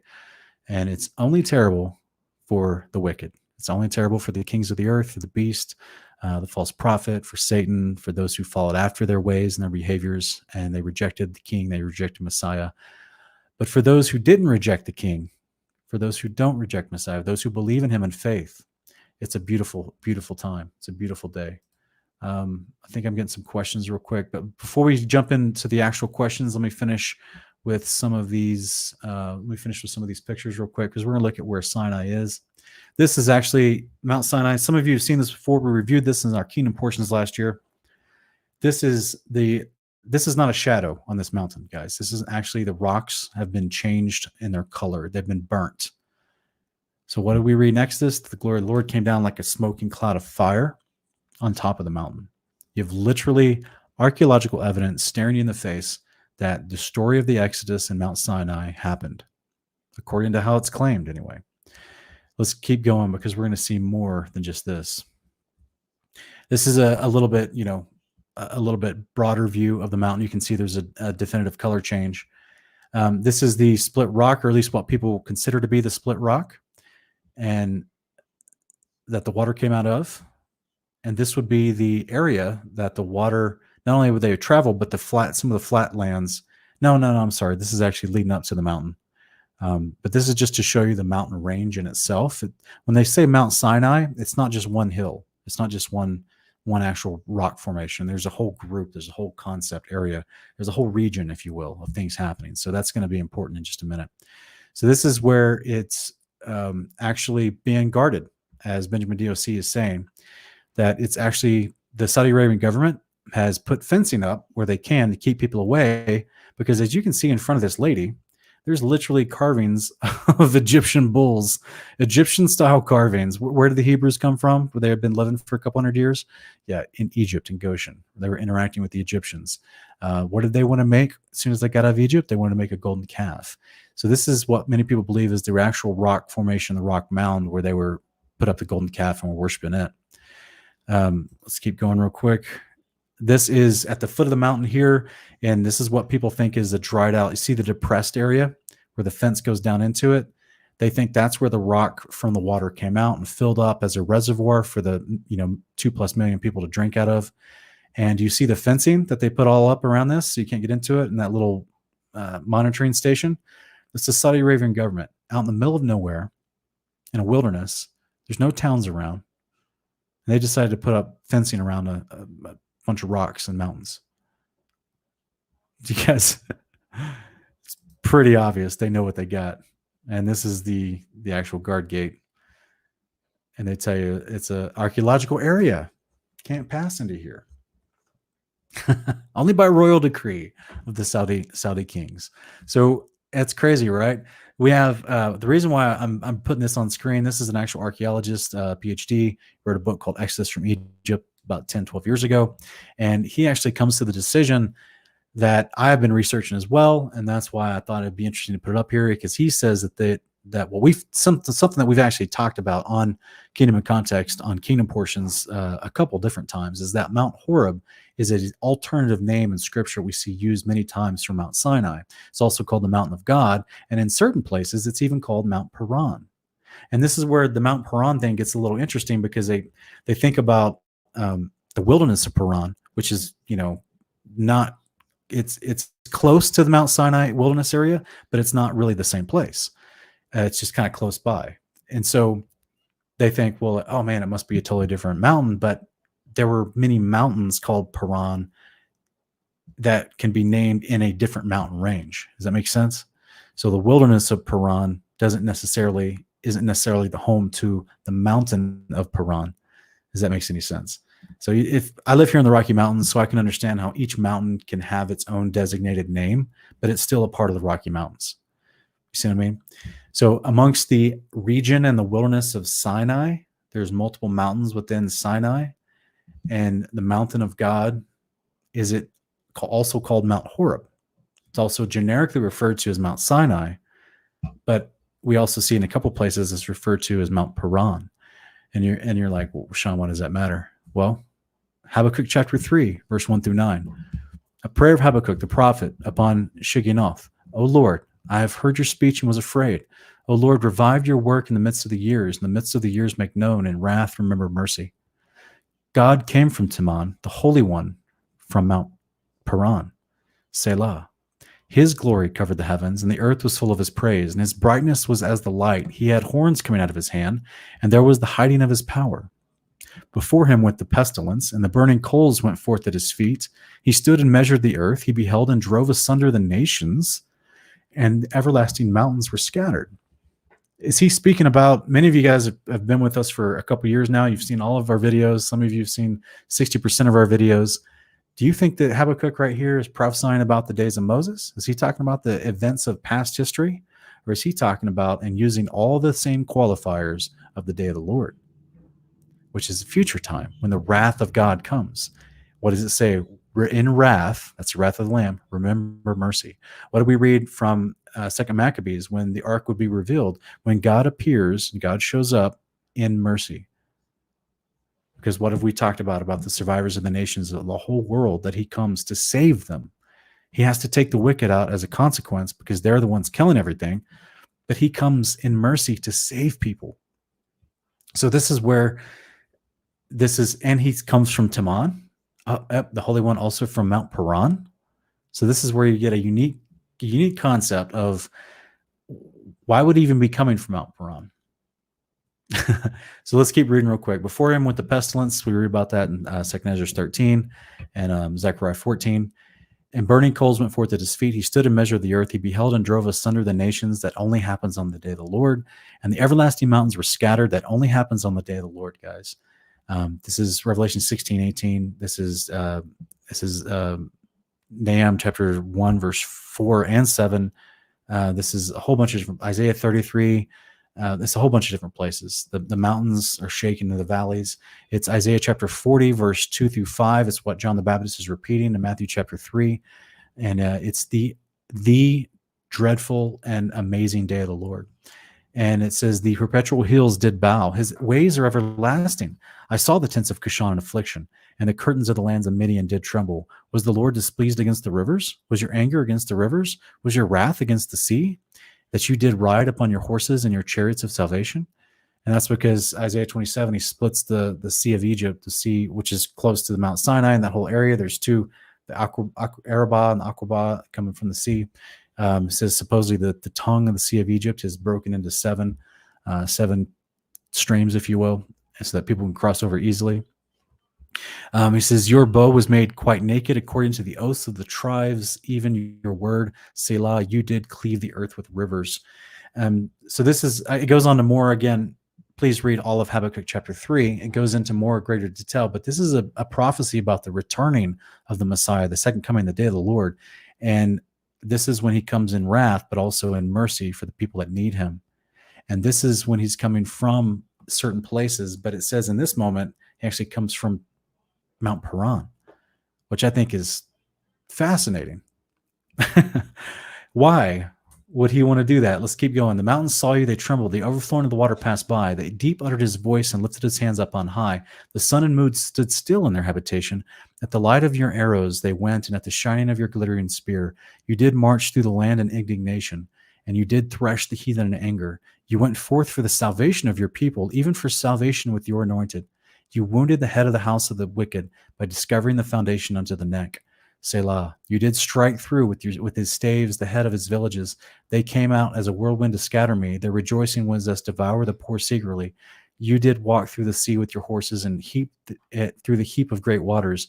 When I heard, my belly trembled, my lips quivered at the voice. Rottenness entered into my bones, and I trembled in myself, that I might rest in the day of trouble. When he cometh up unto the people, he will invade them with his many troops. So Habakkuk is praying for that he's a part of the resurrection, that he's a part of the rest that we receive. That definitely he won't be alive when this happens, but this is what we're talking about in 2 Maccabees chapter 2, verse 1 through 8. Jeremiah learned of it. He rebuked them. He learned of the people trying to figure out the location of the ark. And why is he going to rebuke them? Because he says this place shall be unknown until God gathers his people together again and shows his mercy. And the Lord will disclose these things, and the glory of the Lord and the cloud will appear, as they were shown in the case of Moses, and as Solomon asked that the place should be specially consecrated. So he's giving references to significant events where angels showed up and the glory of the Lord happened, all in reference to the ark, as he's saying this ark won't be revealed until literally God comes and gathers his people. And he does that through the agency of his son, the Messiah, with tons of angels. So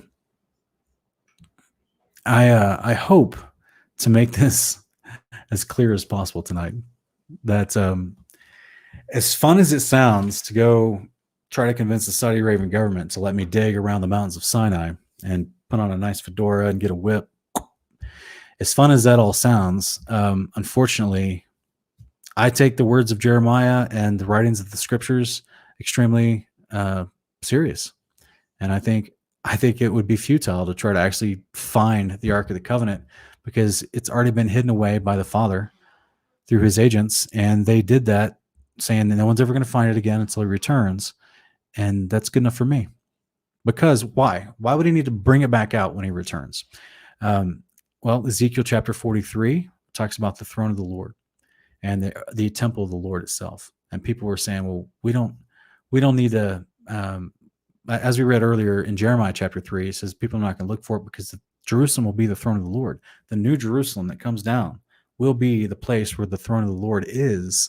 And that's what we read in Revelation 21, verse 22. God the Almighty and the Lamb are there. They are the seat of power. They are the throne of God. Now, As far as the actual box laden with gold, is it possible that Yeshua will get it?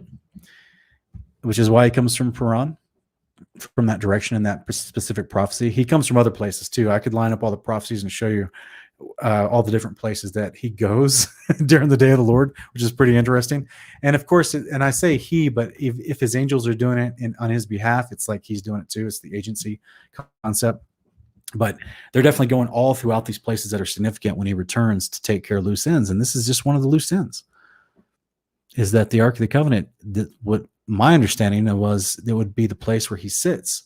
So the only reason you'd go and get it again is if, and people don't ask why, where is it, where'd it go, is because you don't have to anymore. It's been found, and he grabbed it and he put it, to sit on. As king of the earth, as a person that we get to walk up to and see him sitting on the throne of power in the stead of his father. So that, to me, it's like, makes perfect sense. Yeah. So we have a couple of people in the chat. Greg Swaim says, God will recover all this property. That includes Solomon's gold from the temple and the Ark of the Covenant testimony. Yeah, that's right. Enoch chapter 54 and Isaiah chapter 60 is very interesting because it talks about how all the gold and silver and precious metals of the earth are brought before the Lord when the New Jerusalem returns, brought before Yeshua. And it's very interesting. He's definitely going to round up the things that the Watchers have used and Satan has used to manipulate mankind and cause mankind to sin. And yeah, it's essentially God's property he has to reclaim. So, let me see here.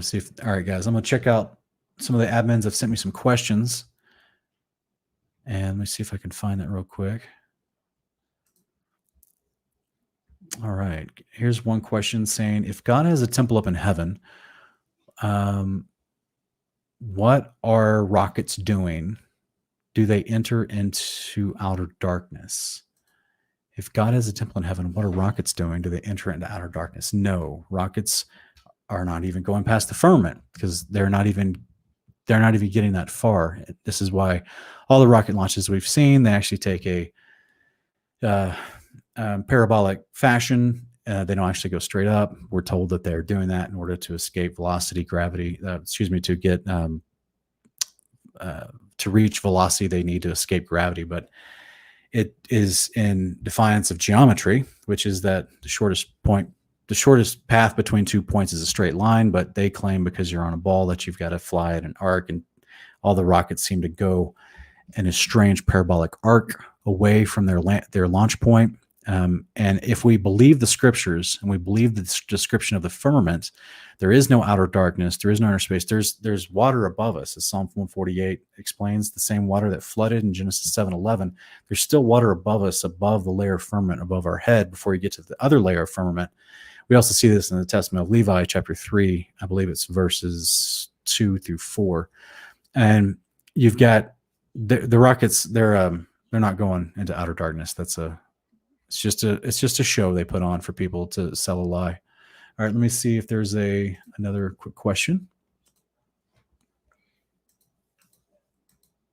All right, it looks like Liam Yahweh Kad says, why has the tablets of stone placed inside the Ark of the Covenant and the book of the law placed outside the Ark of the Covenant?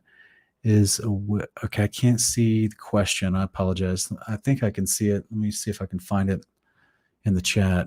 I can't see the last part of the question. But if it's the age-old question that we see from other ministries that talk about the difference between the book of the law and the book of the covenant, there is none, guys. We may have to do a milk and meat on that in the future, but I can show you all the verses where there's no distinction. It's the same thing. Surely they had a copy.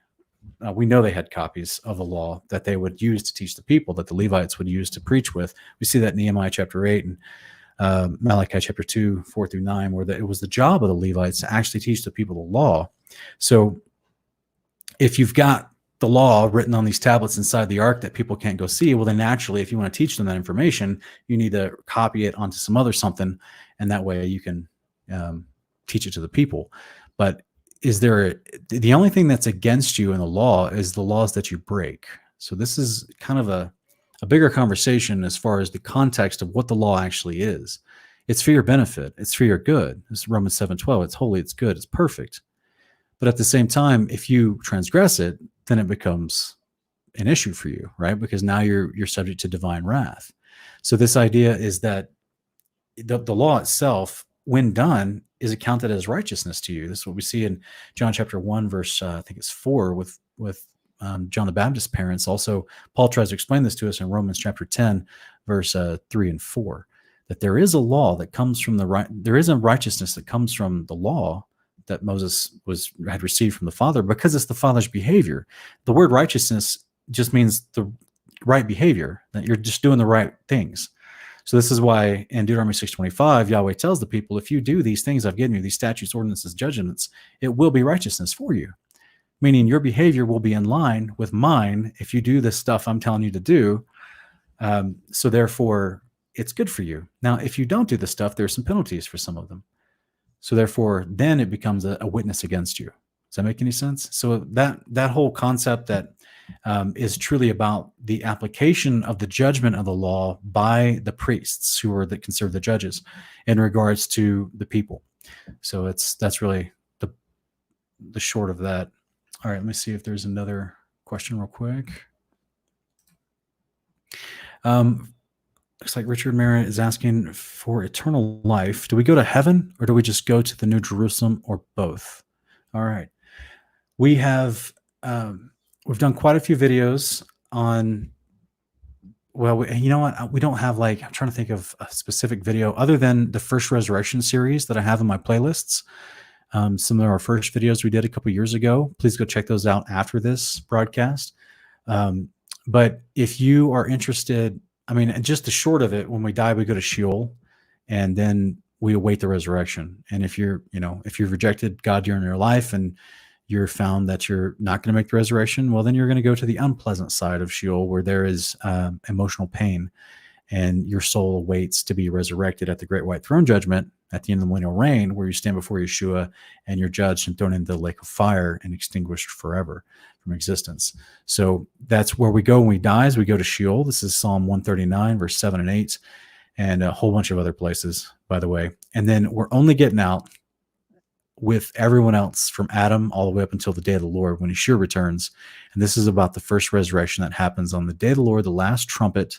1 Thessalonians 4, 13 through 18, Isaiah 26, 19 through 21, and Isaiah 27, verse 12, a whole bunch of other places, Matthew 24, 29 through 31. It's the day of the Lord when he returns. He's resurrecting us, takes us away to the New Jerusalem to hide away while he comes down to destroy the wicked and do the wrath of the Lamb. Okay. And then the New Jerusalem comes down afterwards. So this is where, when we die today, before the day of the Lord happens, we go to a holding cell. We go to a place of waiting. It's called sheol. It's and there's angels that guard sheol.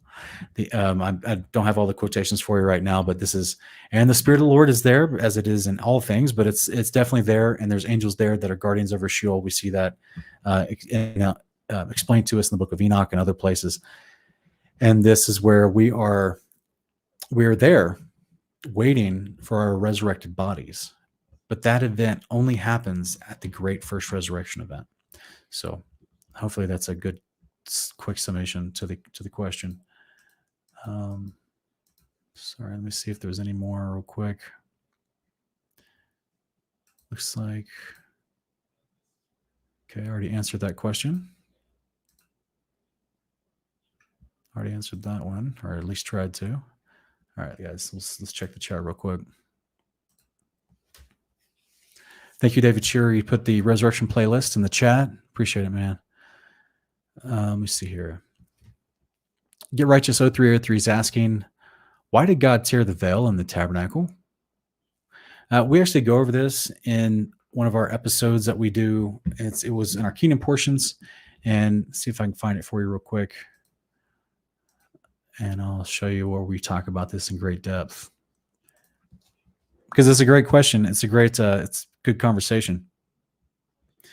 It's basically about the nakedness of the priests. The priests were corrupt. I'm giving you the short of it real quick, but you can go watch this Kingdom Portions episode, and you can find us doing a lot more discussion and dialogue on it. So it's this.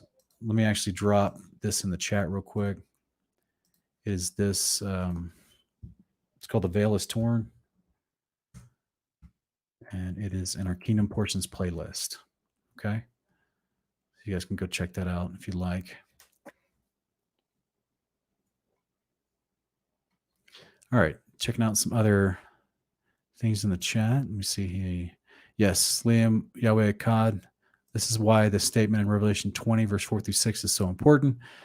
And what we're talking about after you die, waiting for the first resurrection so you don't have to be thrown in the lake of fire. And also, if you're alive, this is that moment in the twinkling of an eye that you're changed, that 1 Corinthians 15:51 explain. And also Paul in 1 Thessalonians 4, verses 13 through 18, where he talks about those who are dead in Christ, they rise first, and then those who are alive and remain will be caught up with them together in the air to meet Christ at his coming, right? Because Isaiah 26:19 and 20 were raised and taken to the New Jerusalem by angels.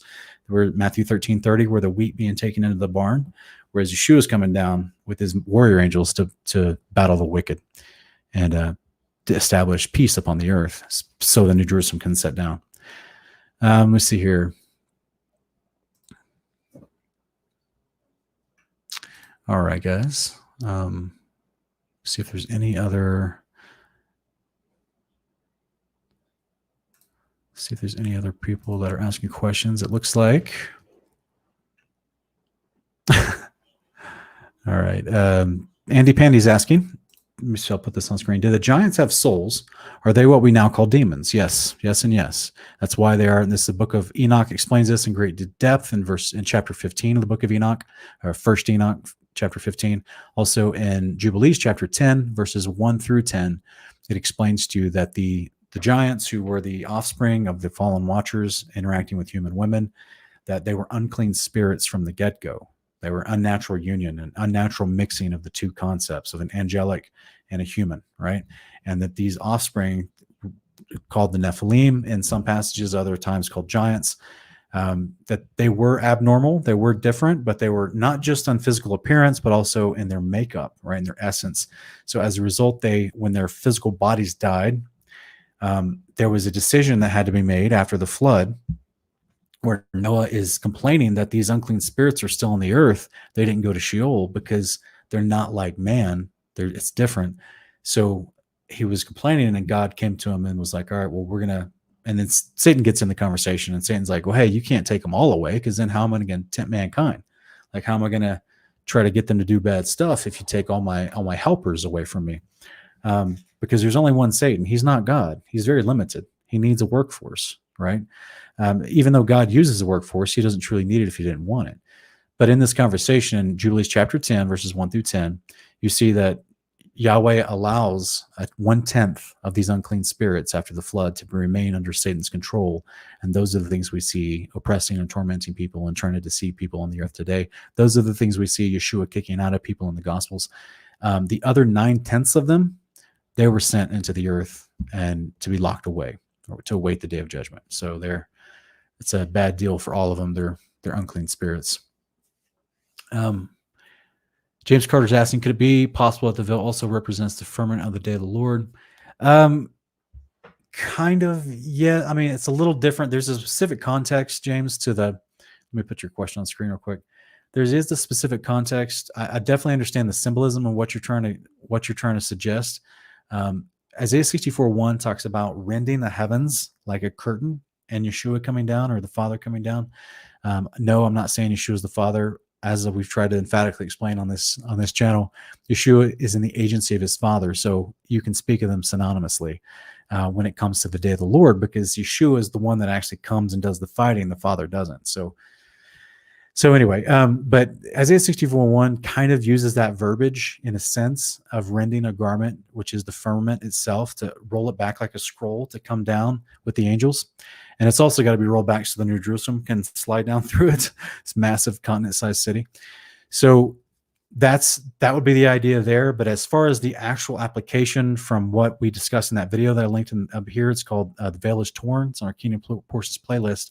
The Testament of Naphtali, I believe it is, and the Testament of Levi, it just talks about in great detail how that the veil would be torn in the temple in the future, specifically because of the rebellion of the Levites.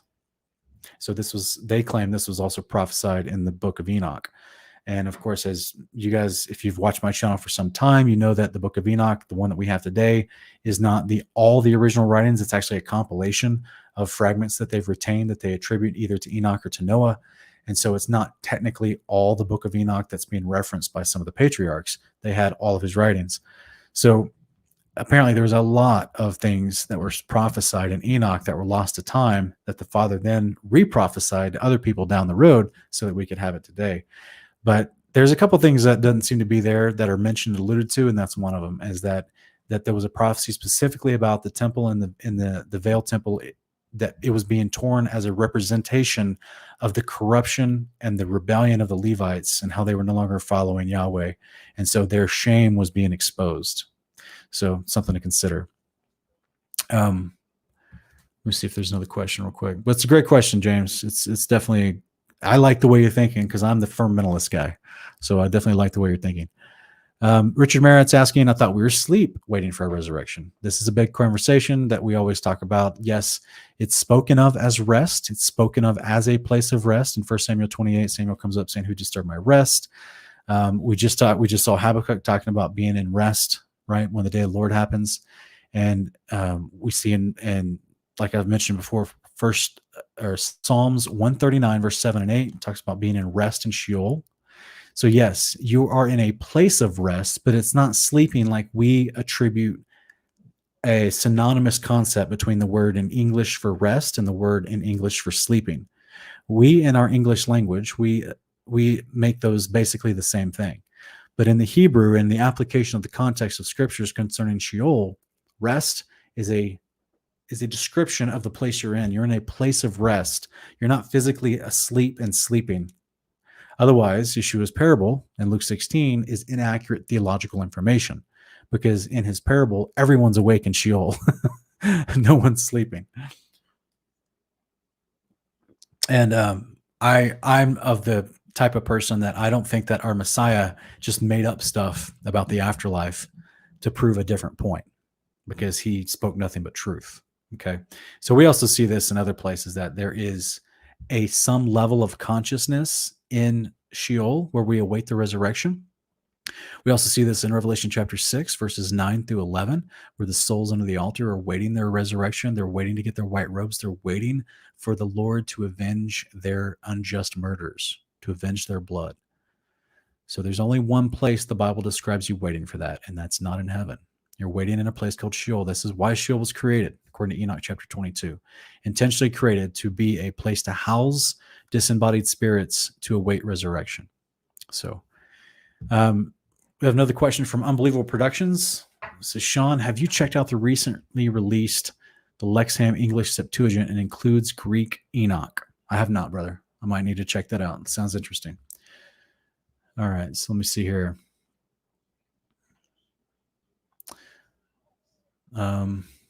See if there's any other questions.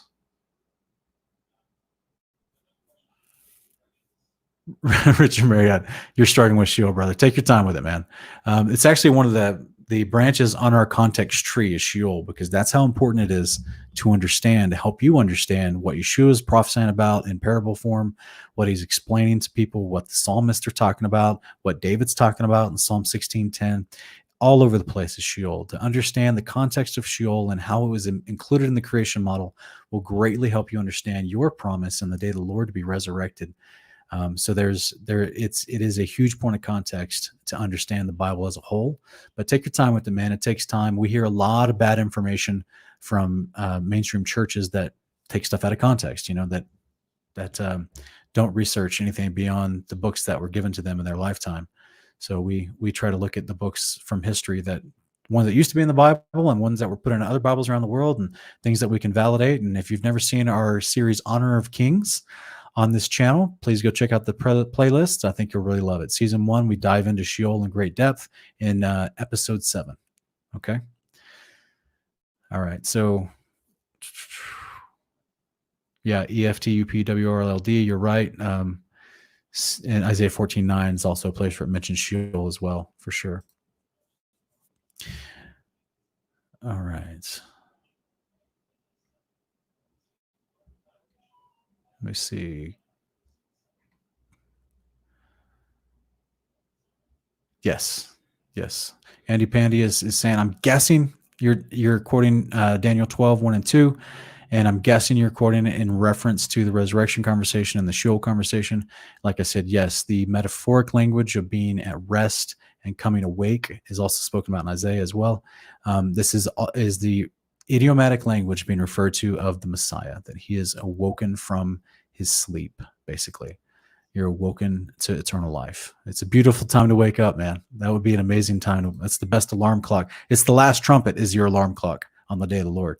And that's going to be amazing, right? Let me see here. Yeah, and speaking of Sheol, Hicks of DOC, Ryan Hicks of Benjamin DOC is saying, just remember Lazarus in the parable of Sheol by Yeshua says that Lazarus was comforted in Abraham's bosom. And that's something to remember. A lot of people, they do, because they have so much misinformation about how the Bible describes Sheol and what it is, that they think it's a scary place. They think it's a bad place, but it's a place of comfort for believers. It truly is. All right. So we have another question by Brian Chelul. I hope I said that right, brother. It says, aren't the saints in heaven now, since Yeshua went to Sheol and spoke freedom to the captives, and they are now in the holy city? No. Matthew 27 is not the day of the Lord. It's not the first resurrection event. If you're new to the channel, please check out my first resurrection series. It's already been linked in the comments by David Shearer a few moments ago. And if you've never seen that before, please go check that out, brother, because I go over all the scriptures. We even addressed Matthew 27. I address all the resurrections that are in the scriptures except for Jonah. But I address the other 9 regular resurrections in the scriptures and go over the context of them in contrast to the first resurrection event, which is where we get our eternal bodies. So the people in Matthew 27 were given a normal resurrection like Lazarus was. So they were brought back to life in this life, but they're not given an eternal glorified body that were promised on the day of the Lord. Big difference in context. So this is why Hebrews chapter 11 goes over all the patriarchs, and then verse 39 and 40 at the very end of the chapter, it concludes to say that all of these are waiting to be made perfect together, right? Because it hasn't happened yet. And as you know, Hebrews is written after Matthew 27. So the believers and disciples of Yeshua understood that the resurrection and all the patriarchs before Yeshua had not been glorified yet. They're still awaiting to be brought to life, which is the promise of the covenant. And that promise happens only on the day of the Lord. I cover these with lots and lots of scriptures in my first resurrection series. Please go check it out when you have a chance. All right. Let me see here. Guys, if you're going to ask a question, try to ask a question that I know we've got limited space in the comments, but do your best to make the question a full sentence so I get some kind of idea of what you're asking about. Doing partial sentences, I have no idea how to answer those. I'm sorry. So let's see if I can keep looking. But I appreciate everybody being here tonight. Hopefully, I didn't disappoint anyone by telling you you're never going to find the Ark of the Covenant until the day of the Lord, but that's the conclusion from my study in search of the Ark of the Covenant. Let me see. Yeah, James Apple, he's making a point about Sheol, where he explains that many people confuse Sheol for the lake of fire or Gehenna. And this is what I try to share with people in Matthew 10:28. If you look in the Greek in that, when Yeshua says, don't be afraid of those who can just kill the body, but not the soul. Instead, you should be afraid of God, who can kill both the body and the soul. It says hell in the generic English translation. But if you look in the Greek, it says in Gehenna, which is the lake of fire. So it's a big difference. Your body and your soul are not destroyed in Sheol because you don't have a body when you're in Sheol, and your soul is waiting to get a body again. That's the point of that place. But once you get a body again, that's when you stand judgment for Yeshua, and you're either given an eternal body, glorified body, as we've talked about in the past, or you get thrown in the lake of fire, and you're both your body and your soul are destroyed in Gehenna, the lake of fire, and you're not in existence anymore. You're not burning forever like Catholics try to scare you with. You're just out of the game forever. You'll never think again. You're gone. So there is no eternal conscious torment. That is a Catholic doctrine that we do not teach. The scriptures do not teach that. Yeshua did not teach that. There is emotional torment that's being taught in Luke chapter 16. So please look up the Greek. And I guess ultimately you guys are reminding me that I need to get on my Sheol video. I need to get working on it. Um, yeah, David Shearer, appreciate you. He's asking people to be pithy. That's the idea. Pithy is not sassy, but pithy is just meaning short and to the point with your question. But that means your question still has to have enough words in it to actually be a fully formed question. So let me see here if I can see any other questions I may have missed. And you guys, I am actually just confirmed that some of you guys are talking about the shape of the earth and some of the details therein. And I just confirmed that I will be doing a interview with Crow 777's assistant. Her name is Rose 777. And we're going to be talking about her coming to the awareness of the shape of the earth. And it's going to be interesting. So I'm going to do that for my upcoming podcast. If you guys didn't see my announcement that I made, I'm going to be doing a weekly podcast coming up. I want to start next week. I've been trying to prepare it as much as possible.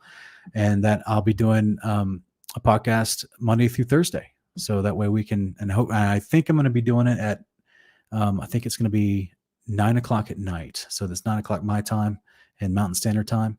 And that way we can do live interaction 4 or 5 days a week and cover a whole bunch of different topics with all types of scripture. So I'm excited for that. And I hope you join me for the podcast. Also, if you guys didn't see my announcements earlier, I also wanted to let everybody know that we have a secondary channel. I'm going to screen share real quick and I'll go to it so that you guys can see it. And it is, it's called the New Jerusalem Media. And it's where we have actually started a secondary channel where we are going to be doing actual news coverage from a biblical perspective. I'm not going to make it heavy-handed on preachy. It's not going to be a preachy perspective. It's not CBN, but I definitely will be asking tough questions, doing introspective journalism, and making sure that we have an option as believers for the world to question some of these narratives that are being thrown at us. Okay. So I just put this up this past week and it's New Jerusalem Media. I've got a couple videos already up. If you guys want to go subscribe to that, I'd appreciate it. It really helps us out a lot, as well as our website. This is our website, newjerusalemmedia.com. And you can go there and look at different articles and just put that in your favorites list if you want. And I've got I even got the videos built in if you just want to watch the YouTube videos from the website. So you guys can go see that. This is something that's been on my heart for a little bit, and my wife's going to help me with it a little bit. And it would help us out a lot. Go subscribe to those channels. And you can follow them on Facebook as well. We've got New Jerusalem Media on Facebook, Twitter, and Instagram. And you know, it'd be where we can't cover every single story that's coming out by the mainstream media because that's a lot of them, but we try to pick as many as we can that we feel are relevant, that people need to know about. And as much as I have time that allows me to, because I actually try to research them so that I'm not just, I'm just doing good, honest journalism. That's the whole point. So, all right, guys, looks like we got some more questions here real quick. Yeah, Chris Howard is asking, we're taking off-topic questions. Yeah, I've already been answering off-topic questions. So you're welcome to ask me, brother, what you want to ask. You're welcome, Jimmy James. So Jimmy James is asking, thanks for the study today. I think you're saying Ron Wyatt lied about finding it in Yeshua's blood. I don't know what he found, brother, but I know what the scriptures that I read to you tonight say. You be the judge. You be the judge. I don't know, man. All right. Let's see what else is up here. Miss Blue Dove is asking about the new YouTube platform. Oh, hang on a second. Where'd that go? It is coming along, guys. The programmers are still working on it. It's a huge project, and they've encountered some setbacks because it's going through a patent process, and they realize it's more complicated than they initially thought, and that's my fault. So because my design is very interesting, and then that mixed in with some of the other developers that I can't name their names. Some of the people that are working on this, that have worked on it, their input into it made it that much better, but it also made it more complicated. And so if you're watching right now, you know who you are. Is a good friend of mine, but I just don't want to say his name right now. And so that is taking the developers some time to it's something like they've never seen before. So they're wrapping their head around it and they're trying to make sure that they get it working the way we want them to have it working. So we want it to be flawless when it comes out so that people can, there won't be any question. People will just easily move away from all these other places like YouTube and BitChute and DTube and all these other places, DLive or whatever it's called, that will be, we won't have any censorship and it'll be a place where people can freely grow again. So we're excited about it. All right, guys, let me see if I see one last question before I go. It's running up on, I think almost 2 hours now. Okay. So let me see here. Shabbat Shalom to you, Charlie Hanscom. Thanks, man. Yes, there's lots of different, okay, I'm sorry. I'm reading another comment real quick. Yeah, Charlie, the podcast, hopefully pray for me. I'll be able to just start on Monday. That's what my goal is. I would like to start it on Monday. And I still got my Ezekiel's Wills video coming out soon. And I'm trying to finish that up. And just trying to get all this stuff, going through a learning curve with making sure I can do the podcast well, as well as working on the new website for the news for New Jerusalem Media. So, all right, Chris Howard is asking, according to Frank Moore Cross, another Dead Sea Scroll scholar, there's at least 3 families of texts at Qumran: the MT family, the Egyptian family, and the Palestinian family. Okay. Are you asking a question? I apologize, brother. Was that an answer to somebody else? Because you asked about a question earlier to me. I don't know if you're talking to somebody else right now. If that is your question, please try again to ask an actual question there. I apologize. I didn't see it, or I didn't look at it again. Okay. But as always, guys, you can put a question in the comments afterwards, after the live stream stops.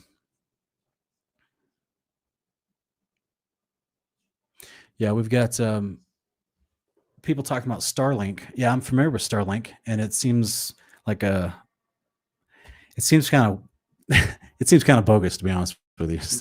What they say it's supposed to be doing and what they say it is compared to the practicality of what it is does not seem to match. So yeah, it's very interesting. It's just, we'll have to continue to gather research on it and see how it unfolds. And because yeah, it doesn't match up with what they tell us it is. So guys, I appreciate everybody being here tonight. I'm sorry. I don't know if your comment's not showing up, Chris. I apologize. I just saw the first part of your comment and I'm not seeing the rest of it. So I apologize, brother. Put it in the comment of this video afterwards, and I'll try to get to it later. But I appreciate everybody joining us tonight. I hope you have a great Shabbat if you're celebrating that today. Otherwise, we hope to see you for the podcast next week. And go sign up for the new channel that I showed you, New Jerusalem Media, and support us over there. That's where we're going to try to provide some truthful reporting, and we're excited about that. So we feel like we need a good outlet for that. So please go over there and subscribe to that before you go. And then also share this video if it blessed you. So appreciate everyone being here. Hope you have a good night. We'll see you next week.